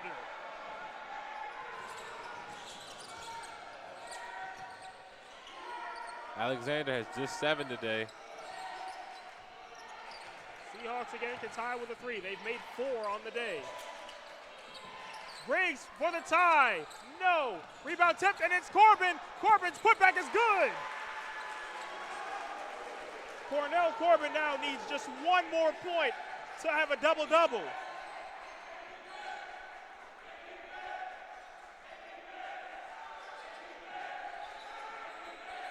One-point game coming up with 5 minutes to go. Dunn for 3. No. Jones with a rebound. Dunn tries again and hits. Excellent job not to give up on the play.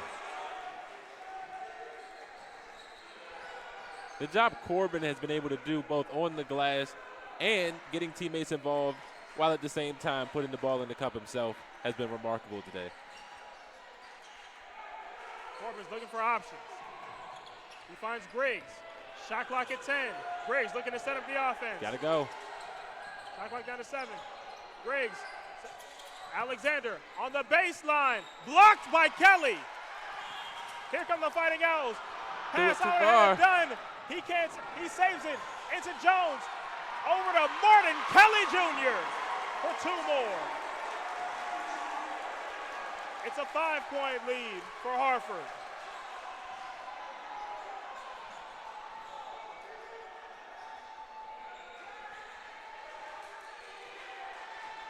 Five-point game coming up on 4 minutes to go.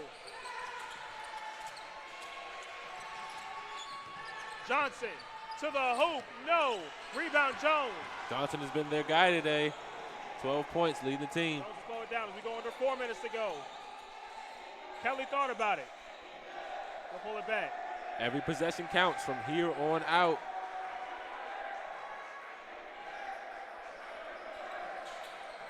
Shot clock at 10, knocked away. That's a turnover. And a timeout by Cecil. Turnover number 19. Seahawks down by 5 with 3 minutes and 45 seconds to go. Marcus, do the Seahawks have one last push in them? I think they do. Griggs has come off the bench from whatever really happened in the first half where he didn't play too much. But he's come back and made his impact known. He already has about 9 points and 6 rebounds. So he's already been on the glass. He's already been putting the ball in the cup. If they can draw something up to get him going, they should be in good shape. In this game total, there has been 36 defensive rebounds, 33 offensive rebounds, 21 for Cecil, 11 for Harford. I feel like it's going to come down to who is going to box out, because as you can see, both teams, especially Cecil, have been getting offensive rebounds pretty much at will. So it's going to come down to who can box out, limit the other team's possessions and second chance points, is going to come out victorious in this game. You said it could also come down to free throws. Cecil hasn't missed a free throw in this half. Which is pretty much why they're hanging around in this game. They've done what Harford did in the first half where they've struggled, which actually gave them the lead going into the break. From 0 for 6 to 6 for 6. Seahawks with the ball, 3:45 to go. Maryland Junior Conference Men's Basketball Championship. Cecil looking to pull off one more upset.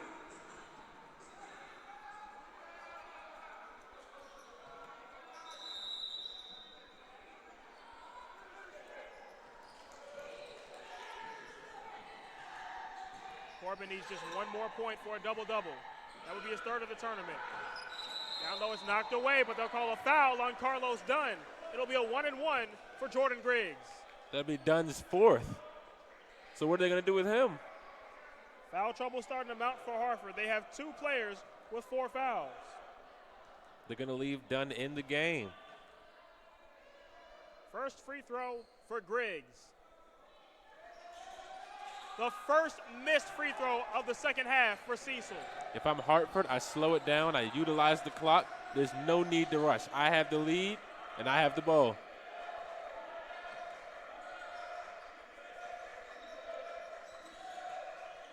Over to Dunn. To Jones. Shot clock at 10. Jones trying to shake Johnson. Over to Brown. Shot clock at 5. Jones has to shoot. He'll pull up for 3. Can't hit. And they'll call a loose ball foul on Harford.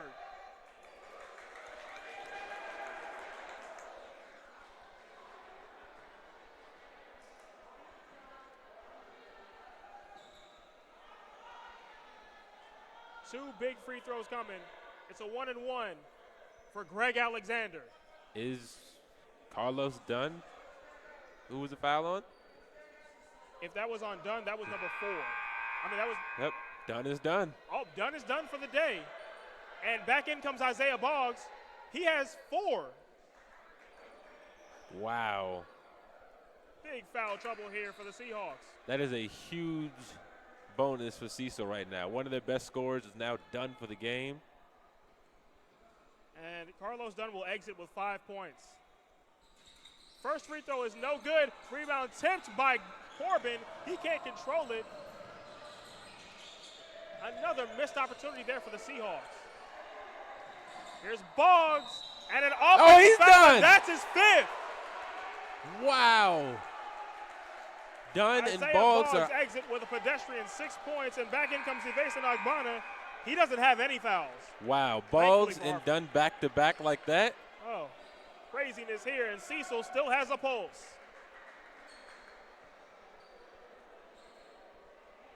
Imagine how that must feel right now. Fouled out on an offensive foul. Going to be interesting to see what Coach does here with now 2 of his better players done for the game. Harford now with a short bench. This is basically all they got. Could this be what Cecil needed? Let's see here. Shot clock at 10. There's Griggs. Griggs with 7. Over to Alexander along the baseline. His shot is no good. Rebound by Brown. Knocked away. Kelly has it. Slow it down. Cecil needs a stop. We're going to go under 2 minutes to go with this possession. Cecil in desperate need of a stop. Shot clock at 10. Williams-Diggins to Kelly and a clothesline foul. That'll go against Greg Alexander.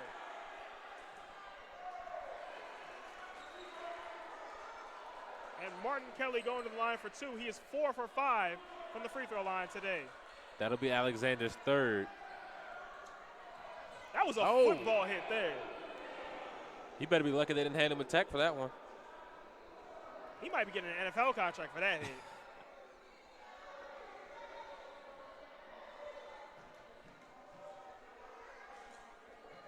Harford trying to hold on for 2 minutes and 4 seconds, and Kelly makes the first. He's now 5 for 6 from the line. He's got 13 points for the game. This to make it a 3-score game. If Kelly can convert. He does. 2 minutes to go. 7-point lead for Harford, trying to sweep the Junior Conference Championships. Cecil needs to make the most of each possession here with a minute 50 left. Here's Alexander to Bradley from the free throw line. No. Rebound, Williams-Diggins. Up ahead, this is Jones. And Jones might have just put the game on ice. All depends on this possession right here, at least in my opinion. Cecil needs points, and they'll get a timeout. 9-point lead for Harford with 1:31 to go. Marcus, does Cecil have one last push?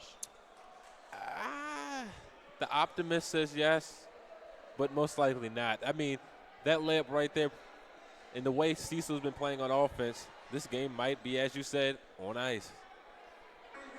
Cecil needs 3 scores. All of them have to be threes in the next minute and 31 seconds. Well, no, they need to step the defense up, number one.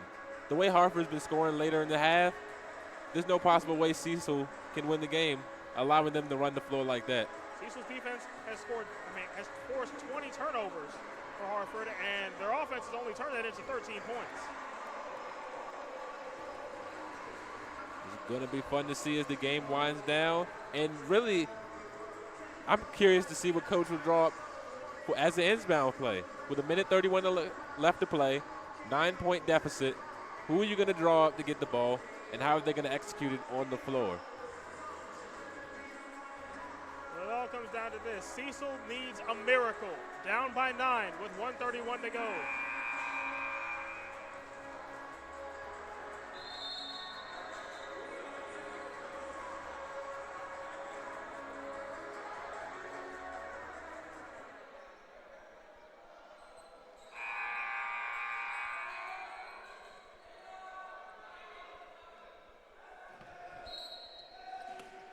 They need points here. Struggle inbound it. Gets to Bradley. Griggs pulls up and is blocked by Agbada. Excellent defense. Will he slam it home? Martin Kelly Jr. The clock has just struck midnight for Cinderella. This one is all but over. They're spending way too much time here. Harford you are down 11. 1 minute away from sweeping the championships as Griggs can't get the shot to go, but he's fouled. Wow. That defense was amazing. I mean, what else can you do? You get a good look, and then that happens. A good look, but just better defense from Harford. And we take another look at the finish by Jones. And back on the other end, Jordan Griggs misses the first free throw. And that doesn't help your situation here. Falco checks in.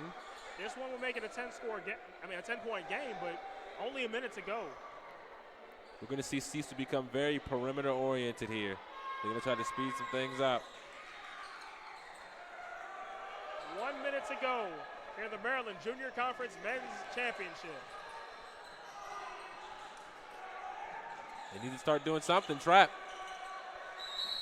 And they'll get a foul, and that's going to be – what are they going to call this on? They'll call it on Falco. That'll be his first.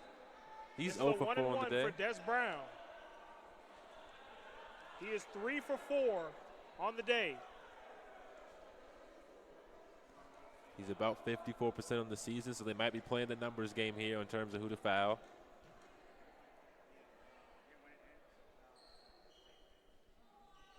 He makes the first. One more coming for the sophomore from Baltimore. He has 5 points on the day. And if this game goes to show you anything, kids, practice your free throws. It'll win you a championship. Makes both. And to add to his statement, Harford now 29 of 34 from the free throw line. Corbin puts up the shot, and Cornell Corbin has his third double-double of the tournament.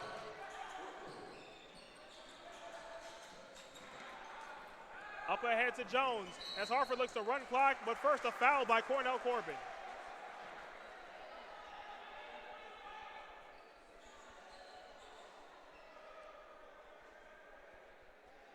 And it's all but over here, folks. Well, 36.7 seconds left in the game. Harford will complete the sweep. Well, congratulations to those boys from Bel Air. The men and the women, they've earned it. Do you feel like this is a home court advantage with the big owl in the middle? Well, not exactly. Well, at least it wasn't much of a home advantage on Friday, but that didn't matter. That was probably the most packed game of the whole tournament. Yeah. One of the most exciting games, too. A rare miss from the free throw line for Harford. They've got to get something going. Corbin for a deep three, counter ball. And a timeout for Cecil. He's not ready to go home just yet. It's an 8-point deficit for Cecil with 29.6 seconds to go. Still a steep climb here for the Seahawks.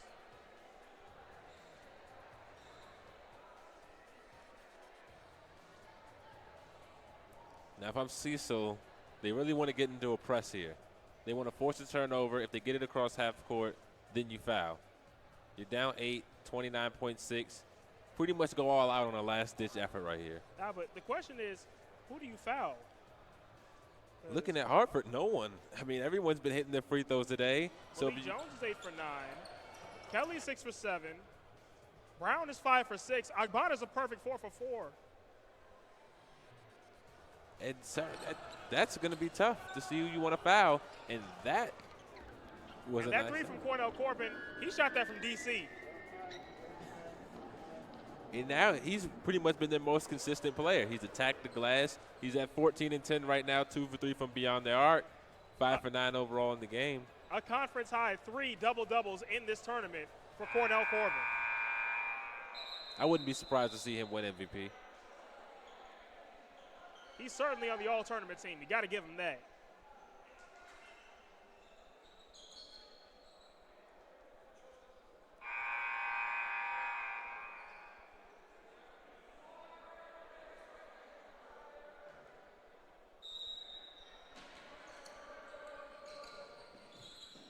Trouble inbounding. They get it into Agbana. Beautifully drawn inbounds play. Evasing Agbana, though, he's 4 for 4 from the free throw line.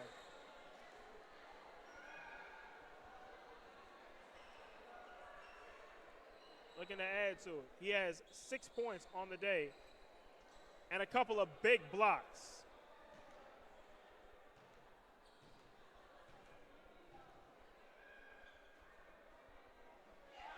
He is 5 for 5.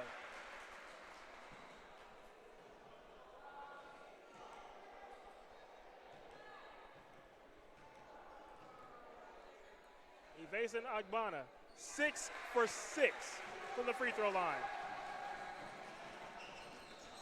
Corbin to the hoop. He gets 2 more. Cornell Corbin now with 16. And quickly a foul.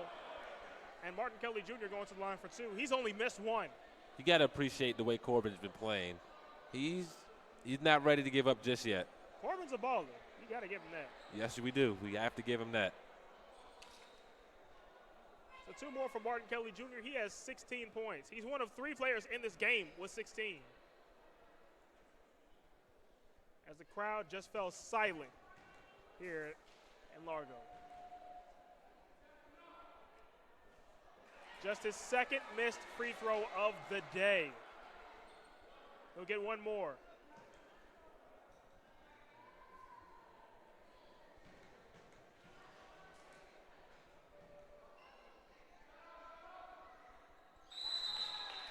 He makes 1, and Harford will call a timeout. They lead by 9 with 22.8 seconds to go.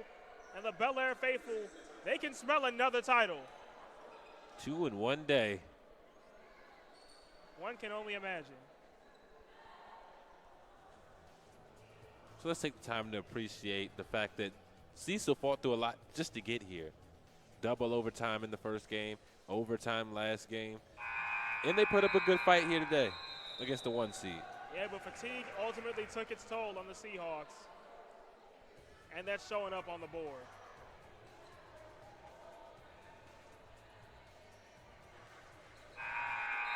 What I got this time, I want to give shout-outs to Marquise and Marcus, my color people, on a great season. I want to give a shout-out to the tech room. And I want to give a shout-out to the scores desk, the public address. I did 11 games of public address for this tournament. That's impressive within itself. They were worried that I was going to lose my voice, but I was like, no, I won't. Corbin gets, no, he doesn't get 2 more. And that'll just about do it. This has been an excellent season. Run out the clock now. Crowd coming to life. Crowd is coming to life. And they will be dancing late into the night in Bel Air, Maryland. The Harford Fighting Owls have swept the Maryland Junior Conference. They sit alone as kings of the Old Line State. Excellent job. They lost 2 of their better players in the game due to foul trouble, and they still managed to come out victorious. Amazing job this whole season by Coach Mike Smelkinson, assistants Jay Nowaski, Demetrius Jelen-Joy, Will Thomas, Scott Hunzinger, and Nick Mavelet. They have certainly earned this here today. Let's see if they get as lit as their girls team winning the championship.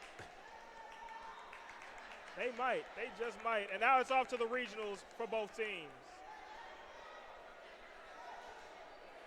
But first, we'll have the trophy celebration for you, and we'll have highlights.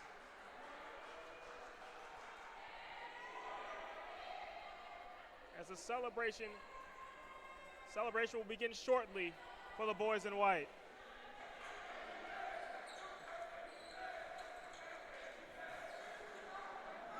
An excellent finish there by Des Brown. And the assist to Williams-Diggins. The leading scorer for this game for the team was Martin Kelly Jr. He had 17. Can't knock the hustle from Caleb Johnson. He had 12. And Cornell Corbin with his 3rd double-double of the tournament today. Cecil finished the game with 4 guys with 10 or more points, and Harford had 2 guys with 16 or more. Williams-Diggins and Agbana fell just short with 8 points apiece.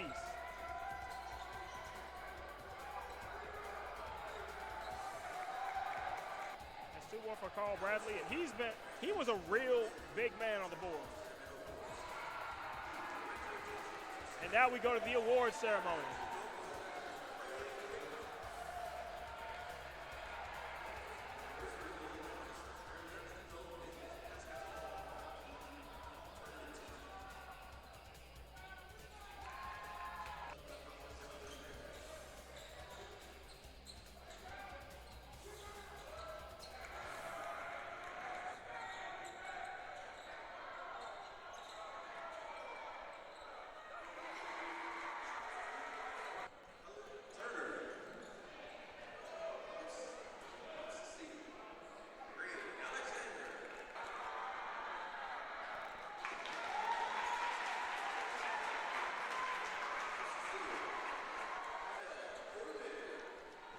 As you just heard, Cornell Corbin was named to the all-tournament team, and he's earned it.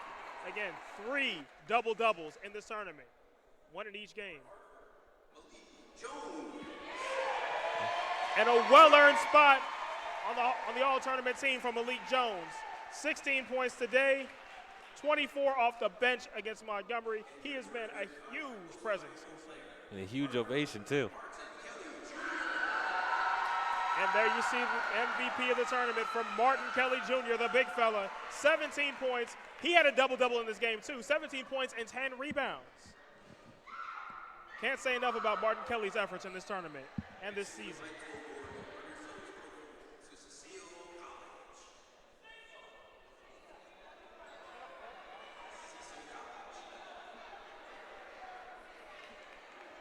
Hard-earned effort. Never easy to accept a runner-up trophy, but for Cecil, this ain't nothing you can hang your head on. Cecil came in as a 6th seed, a heavy underdog, under 500 for the season. But they powered through double overtime against 3 seed Frederick. They powered through overtime against Southern Maryland. They powered through 2 overtime games 2 days in a row to get to the championship game, and they gave Harford one heck of a fight. If you're from Northeast, you got to walk away with your head held high for this one, for your efforts this weekend.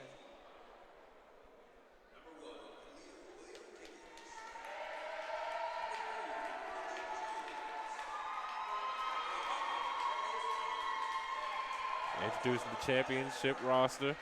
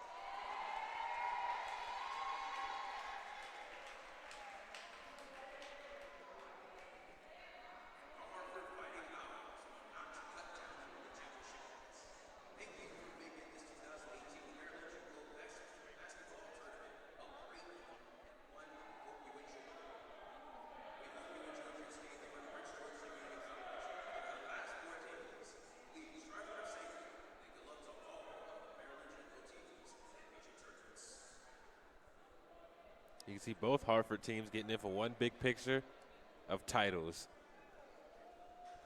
And they deserved it. Folks, get out your brooms, because Harford just swept the tournament.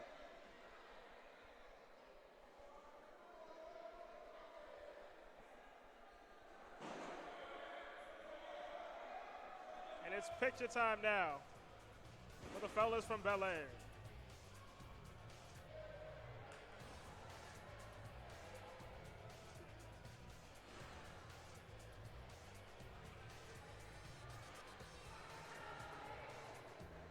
Did you see Des Brown kind of posing in the back?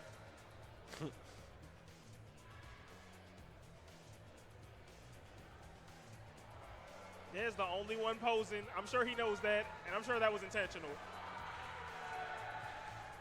Here comes the chant. And the celebration is on for Bel Air, Maryland. Listen to this crowd. Listen to this team.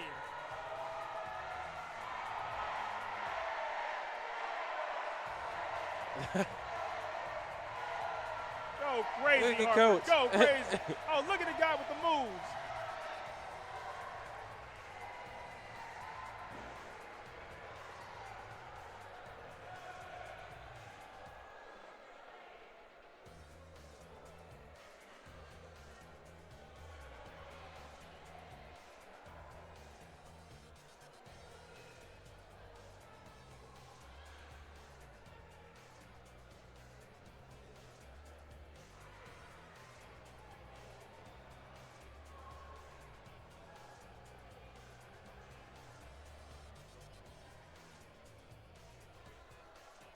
A well-earned trophy from Mike Smelkinson. And the Harford Fighting Owls, kings and queens of the Maryland Junior Conference for 2018.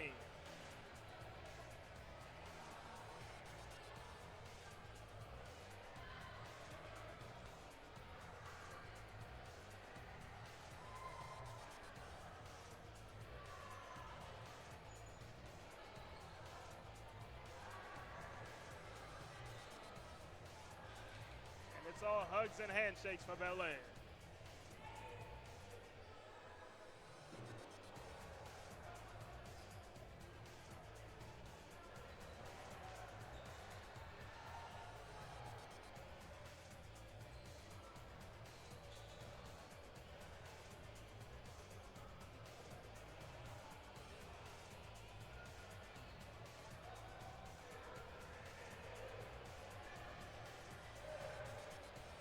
And now we'll go to Janelle with the victorious head coach Mike Smelkinson and MVP Martin Kelly Jr. Janelle, how does it feel? Pleasure. So what an amazing Sunday it is for Harford Community College. Both men's and the women's made it here to the championship and won. So talk about that. Well, I think we were very motivated, the men's team and the women's team. These guys work so hard every day, and they deserve it. And we have a lot of really, really good players. And a lot of the times they don't really get the credit they deserve around the league. And so they really were playing with something to prove, and they proved it today. All right. So you had a lot of school spirit here. The ladies stuck around to see you guys play, and fans and family all came out. So is this what it's like being a part of Harford Community College? Absolutely. This is what we expect. This is what we strive for. And again, just the hard work. It's the result of hard work. All right. Now, congrats, Mr. Martin. Is this your first MVP? No. No. So what does this mean to you? I'm just glad to help my team win. That's all. Basically, my team had my back. I had their back. That's my brothers, and we're gonna fight to the end. All right. Well, thank you. And back to you guys. Thank you, Janelle. And once again, congratulations to Harford Community College, kings and queens of the Maryland Junior Conference in 2018. Alongside Marcus Marshall, this is Evan Johnson. You've been watching the championships of Maryland Junior Conference on Sportsnest on PGCC TV. Congratulations to Harford.